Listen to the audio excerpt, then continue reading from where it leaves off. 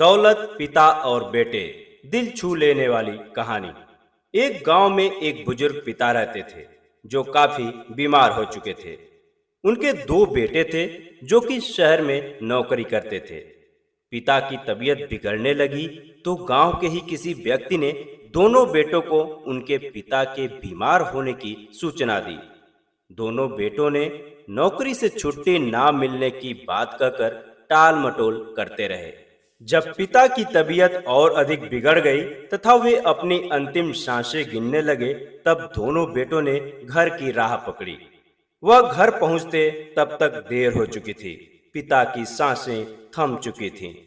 अपने बुजुर्ग पिता का अंतिम संस्कार करने के बाद दोनों बेटे घर वापस लौटे और घर के बाहर ही आंगन में अपने रिश्तेदारों और पड़ोसियों के साथ बैठ गए। थोड़ी देर बाद कुछ लोग अपने घरों को लौट गए और कुछ वहीं पर बैठे थे।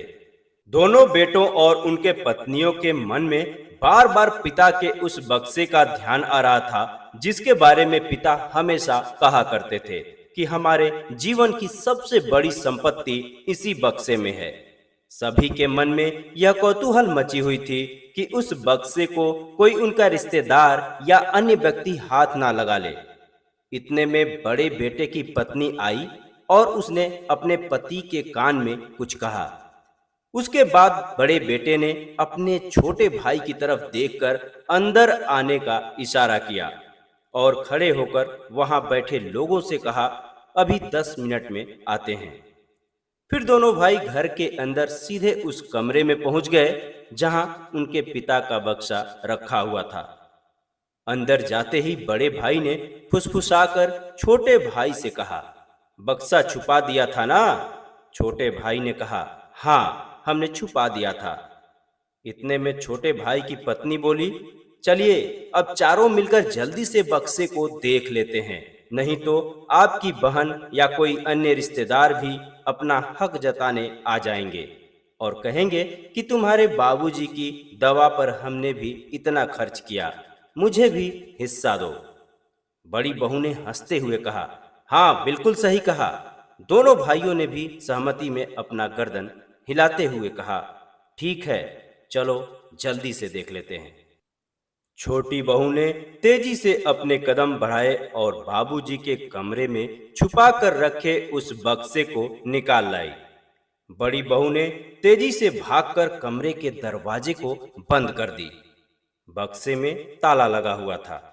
छोटे भाई ने कहा, अरे पहले चाबी तो दो, किसके पास है चाबी? बड़ी बहू ने अपने पल्लू में एक छोर पर बंधी हुई चाबी को निकालते हुए बोली, देती हूँ, मैं तो आते ही इस बक्से की चाबी को छुपा ली थी। उसने अपने पल्लू में बंधी हुई चाबी निकाली और अपने पति को दे दी। बड़े भाई ने जैसे ही बक्सा खोला तो वहां मौजूद चारों लोग उत्सुकता से बक्से में झांकने लगे। उनकी आंखों में दौलत की भूख और लालची निगाहें यह देखने को आतुर थीं कि उसमें छुपी हुई दौलत और गहने कितने हैं। जब इन सभी की पहली नजर बक्से में पड़ी तो सबसे पहले देखा कि बड़े और छोटे दोनों भाइयों की पुरानी तस्वीरें सबसे ऊपर रखी हुई थीं। कुछ बर्तन और कुछ उन्हीं दोनों भाइयों की बचपन की छोटे छोटे कपड़े सहेज कर रखे हुए थे। चारों को विश्वास नहीं हो रहा था कि कोई इतने दिनों तक ये सब भी भला सहेज कर रखता है क्या। उन्हें उम्मीद थी कि बाबूजी तो स्वर्गीय माताजी के गहने, रुपए इत्यादि संभाल कर रखे होंगे, लेकिन यहाँ तो यह देखकर चारों के चेहरे पर निराशा के बादल छा गए। तभी बड़े भाई ने कहा, मुझे तो पूरा विश्वास था कि बाबूजी ने कभी भी अपनी दवाओं तक के रुपए मुझसे नहीं लिए, तो निश्चित ही उनके पास रुपए होंगे, तभी तो मुझसे रुपए नहीं मांगे। उनकी बचत के रुपए और माँ के गहने भी तो इसी बक्से में रखे होंगे, लेकिन इसमें तो। तभी छोटे भाई की नजर बक्से के एक कोने में कपड़ों के बीच में पड़ी एक थैली पर गई। उसने तुरंत आगे बढ़कर उस थैली को बाहर निकाला। थैली को देखकर सबकी नजरों में अचानक से चमक आ गई। सभी ने लालची नजरों से उस थैली को टटोलना शुरू कर दिया। थैली में कुछ रुपए थे और साथ में एक कागज जिस पर कुछ लिखा हुआ था। छोटे भाई ने उन रुपयों को गिने तो लगभग 40,000 रुपए थे। बड़े भाई ने कहा, अरे जल्दी से उस कागज को पढ़ो, जरूर उसमें किसी बैंक अकाउंट या लॉकर के बारे में लिखा होगा। बड़ी बहू ने तुरंत छोटे के हाथों से उस कागज को छीनकर तेज स्वर में पढ़ना शुरू कर दिया, जिस पर लिखा था, क्या ढूंढ रहे हो, संपत्ति? हाँ, यही है मेरी और तुम्हारी माँ की संपत्ति।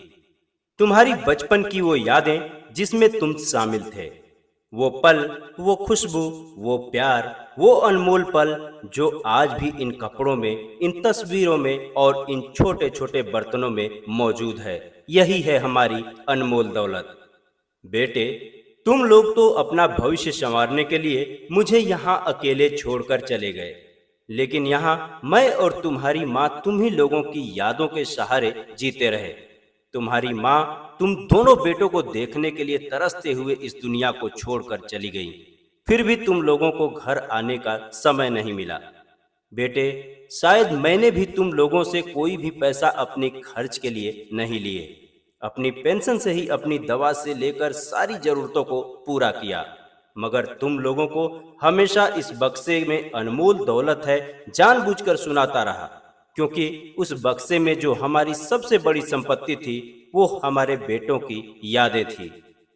बच्चों, ध्यान देना, अपने बच्चों को कभी भी अपने से दूर मत करना, वरना जैसे तुमने अपने भविष्य संवारने का हवाला देकर खुद को हमसे दूर कर लिया, वैसे ही अंतिम समय में तुम्हारे भी बच्चे तुम्हारे पास नहीं रह पाएंगे।